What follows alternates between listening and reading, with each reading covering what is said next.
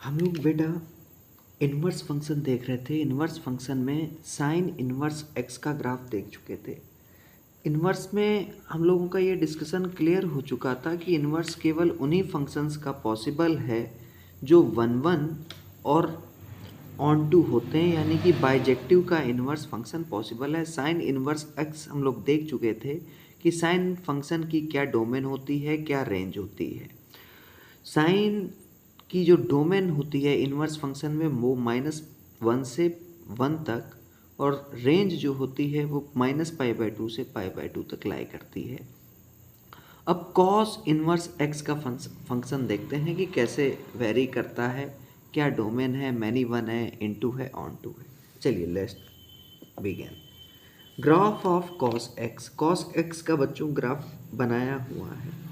जैसे sine x का graph sign 0 पे 0 होता है तो यहाँ से पास होता था, लेकिन कॉस 0 पे 0 नहीं होता है, कॉस 0 पे 1 होता है, तो कॉस का ग्राफ यहाँ से पास होता है। ठीक है, सेम ग्राफ है, बस डिफरेंस इतना है कि साइन 0,0 से पास होता है और कॉस 0 पे 1 होता है। ठीक है, ये आपने साइन का ग्राफ कॉस एक्स का ग्राफ देखा, ये कॉस एक्स का ग्राफ है।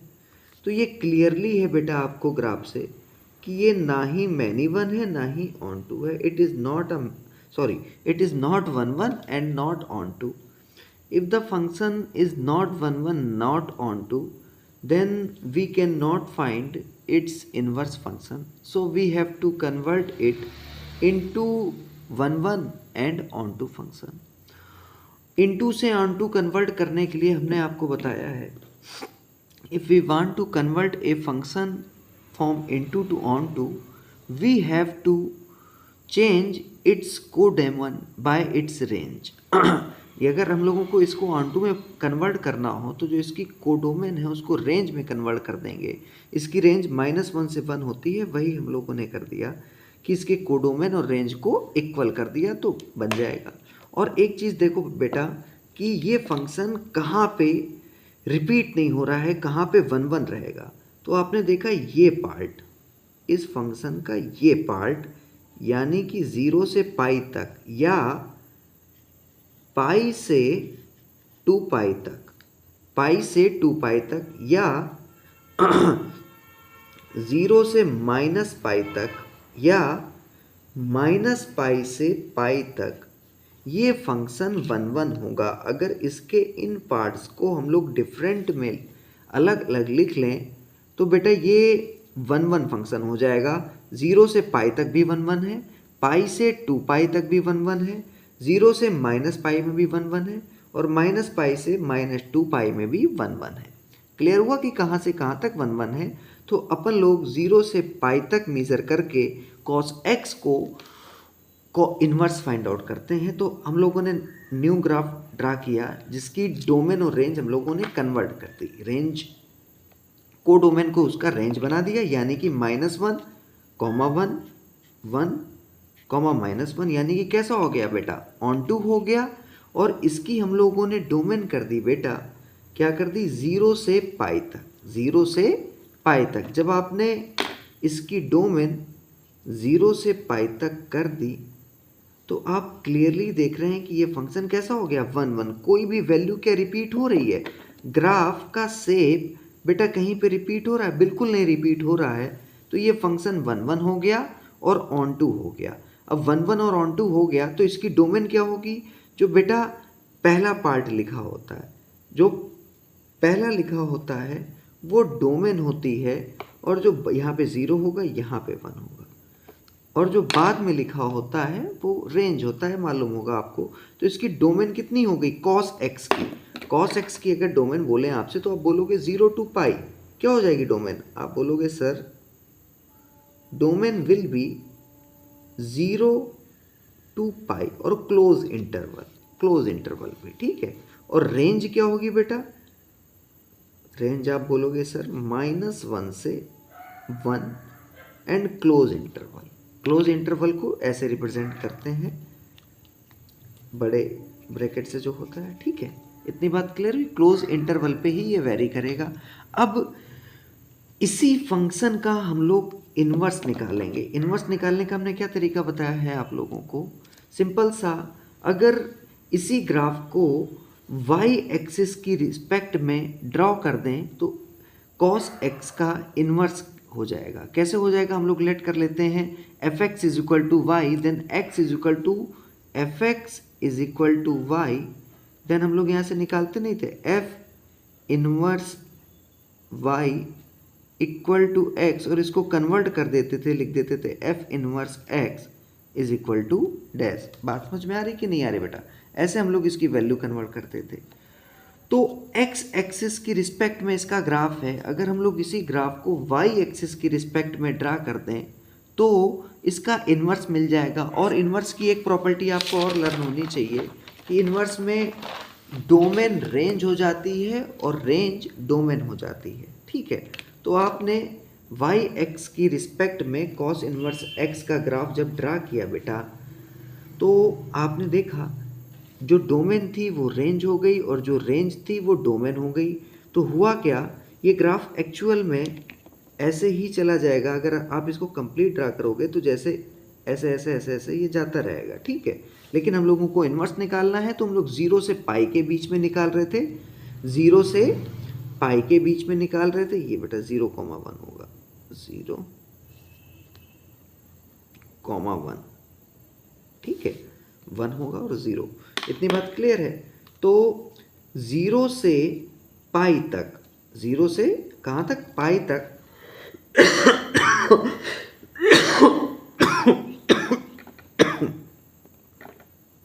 सॉरी,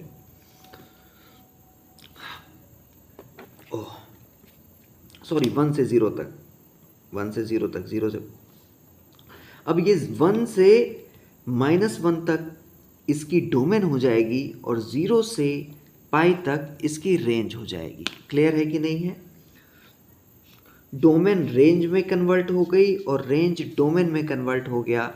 क्या बोला बेटा कि cos इनवर्स x में जो भी हम लोगों ने लास्ट टाइम देखा था, क्या देखा था बेटा हम लोगों ने, ये ग्राफ मैंने बताया था आपको, एक सेकेंड, ये कि 0 से पाई के बीच में ये फंक्शन बाइजेक्टिव है तो इसका इन्वर्स फाइंड आउट कर सकते हैं 0 से पाई के बीच में। और रेंज क्या हो जाएगी, -1 से 1। तो जब भी इन्वर्स निकालते हैं तो डोमेन रेंज में और रेंज डोमेन में कन्वर्ट हो जाती है बेटा। वही आपने किया, डोमेन को रेंज और रेंज को डोमेन कन्वर्ट कर दिया, और ग्राफ का जो रिप्रेजेंटेशन होता है वो y एक्स की रिस्पेक्ट में हो जाएगा। The graph will be shown with the respect of y axis. Clear है कि नहीं?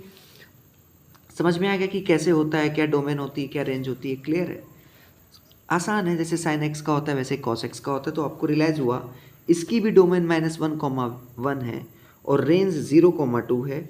साइन की रेंज कहाँ से थी, साइन इनवर्स फंक्शन की -π/2 से π/2 तक, इसकी रेंज है 0 से पाई तक। क्लियर है? कुछ अटेम्प्ट क्वेश्चन देखते हैं, एग्जांपल्स। बोल रहा है cos इनवर्स √3/2, √3/2 बोल रहा है अपन लोगों से। तो हम लोग देखेंगे, इसको लेट कर लेंगे, थीटा लेट कर लेंगे, cos inverse x √3/2 is equal to theta, convert हो जाएगा cos theta is equal to √3/2। √3/2 की वैल्यू क्या होती, π/3, π/6 थीटा के लिए, सॉरी π/6 होती cos में, तो थीटा इज इक्वल टू क्या आ गया, π/6। एक मेथड। दूसरा मेथड बेटा हम लोग क्या बोल सकते हैं, इसको हम लोग डायरेक्ट लिख सकते हैं cos inverse √3/2 is equal to cos inverse cos π/6। cos से cos एलिमिनेट हो जाएगा, अपना आंसर π/6 आएगा। एक ऐसे भी कर सकते हैं अपन लोग, इस मेथड से, दोनों ठीक है। सेकंड क्वेश्चन देखते हैं, लिखा हुआ है cos इनवर्स -π/2। ये थोड़ा बेहतर क्वेश्चन है, इसमें -π/2 है। अब आपने इसको थीटा लेट कर लिया तो cos theta is equal to -π/2 हो गया। आपने लिख दिया π/2 किस पे होता है, cos पे, आपने कहा π/3 पे होता है सर, यानी कि साइन cos 30 पे, सॉरी cos 60 पे माइनस का π/2 होता है। माइनस का π/2 नहीं, मीन्स π/2 होता है। अब ये माइनस का π/2 बेटा हम लोगों को लाना है।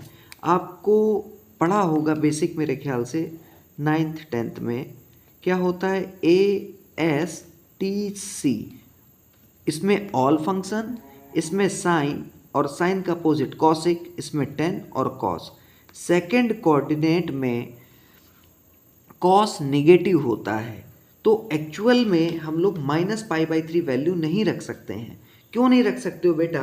क्योंकि कॉस इनवर्स का जो रेंज है, जो कॉस इनवर्स फंक्शन की रेंज है, वो अभी हम लोग देख के आए हैं कहाँ से कहाँ तक है, 0 से पाई तक।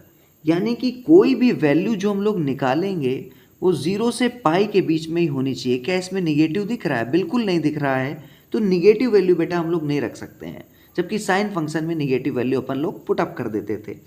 तो इसको हम लोग कन्वर्ट करेंगे। cos π/3 को ऐसे लिख सकते हैं, यहाँ देखिएगा, -cos π/3 को वी कैन राइट cos पाई -π/3। क्यों?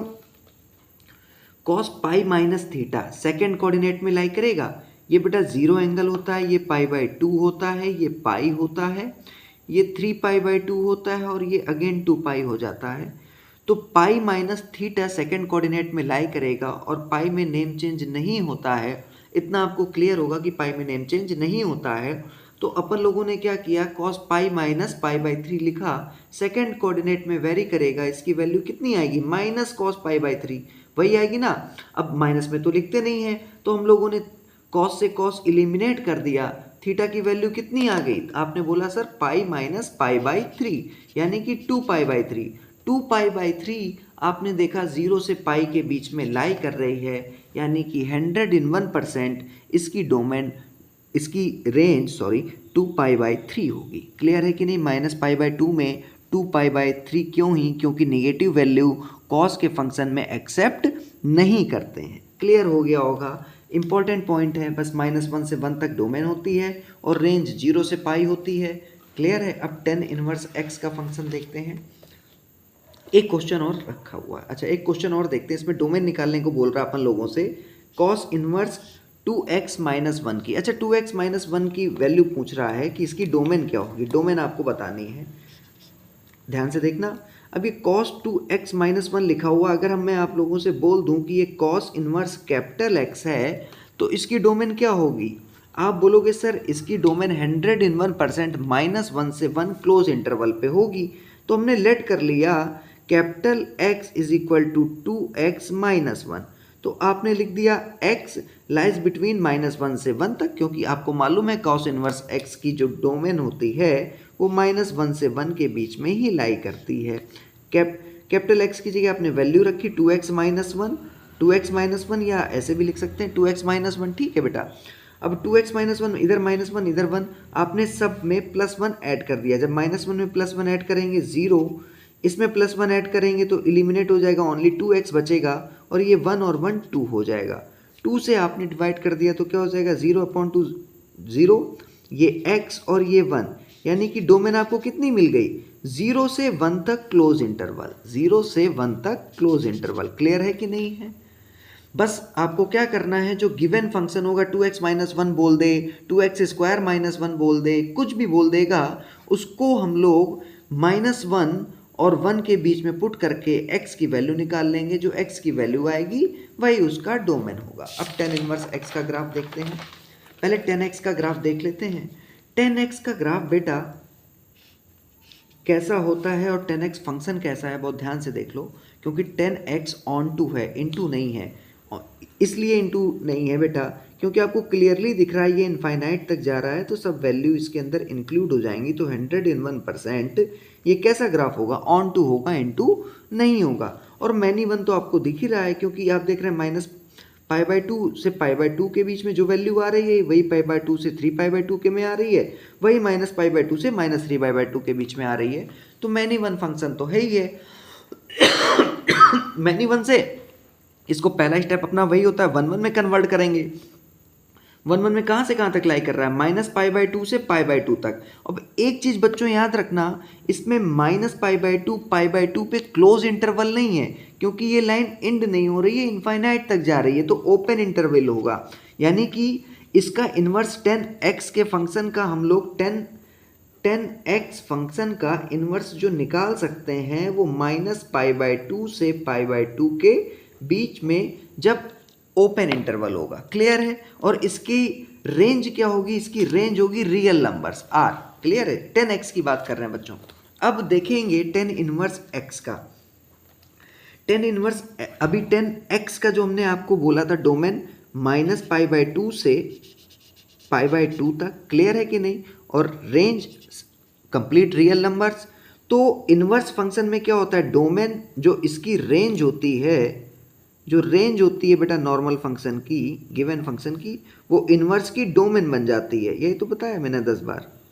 और ये इसकी रेंज बन जाएगी, क्लियर है कि नहीं, क्लियर है, ठीक है। ये इसकी रेंज बन जाएगी। तो 10 इनवर्स की डोमेन इनवर्स 10 इनवर्स x की डोमेन कितनी होगी, ऑल द रियल नंबर्स, और रेंज क्या हो जाएगी -π/2 से π/2 तक। फंक्शन बस इंटरचेंज हो जाएगा, जो x एक्सिस की रिस्पेक्ट में अभी हम लोगों ने ऐसे ऐसे बनाया हुआ था बेटा, अभी हम लोग कैसे बना के आए थे, ये ऐसे ऐसे, ये -π/2 π/2, आपने ऐसे ये करके जा रहा था, तो बस इसी को आपने टच नहीं करेगा, ऐसे पैरेलल जाएगा, इसी को आपने ऐसे, दिख रहा है कि नहीं, सॉरी, ठीक है। ये अब इसको आपने y एक्सिस की रिस्पेक्ट में ड्रॉ कर दिया है, ये फंक्शन ऐसे जाता है। ग्राफ जरूर देख लेना, ग्राफ बहुत कुछ बताते हैं आपको, ठीक है। तो आपको क्लियरली दिख रहा है कि फंक्शन कैसा है। अब ये 1 1 है, क्या कोई वैल्यू रिपीट हो रही है ग्राफ में, बिल्कुल नहीं रिपीट हो रही है। और 1 1 फंक्शन है, ऑन टू पहले से ही था, तो इसका इन्वर्स आपने बना दिया, क्या हो गया, इन्वर्स जो डोमेन थी वो रेंज हो गई, जो रेंज थी वो डोमेन हो गई, यानी कि 10 इनवर्स की डोमेन रियल नंबर्स हो गए, और रेंज -π/2 से π/2 हो गया। अब इसके दो क्वेश्चंस देखते हैं सिंपल से। फाइंड द प्रिंसिपल वैल्यू, बोल रहा है प्रिंसिपल वैल्यू निकालनी है आपको 10 इनवर्स -√3 की और 10 इनवर्स 1 की। एक बात बच्चों याद रखना, जो इसकी रेंज है ओपन इंटरवल है, क्लोज इंटरवल नहीं है। तो आपने बोला 10 इनवर्स -√3, 10 इनवर्स क्या, -√3, आपने लिख दिया -10π/3। आपने देखा -π/2 है, तो -π/3 भी लाई करेगा, आपने डायरेक्ट लिख दिया -π/3। कोई डाउट, क्लियर है, -π/3, क्लियर हो गया। अब नेक्स्ट क्वेश्चन क्या था, 10 इनवर्स 1। 10 इनवर्स 1 किस पे होता है, 1045 पे, यानी कि 10π/4 पे। क्या वैल्यू आ गई इसकी, π/4, 10 से 10 एलिमिनेट हो गया। क्लियर है कि नहीं, आई होप क्लियर होगा। मिलते हैं नेक्स्ट वीडियो में, उसमें बचे हुए इनवर्स फंक्शन देखेंगे और एनसीईआरटी के क्वेश्चन करेंगे। जय हिंद।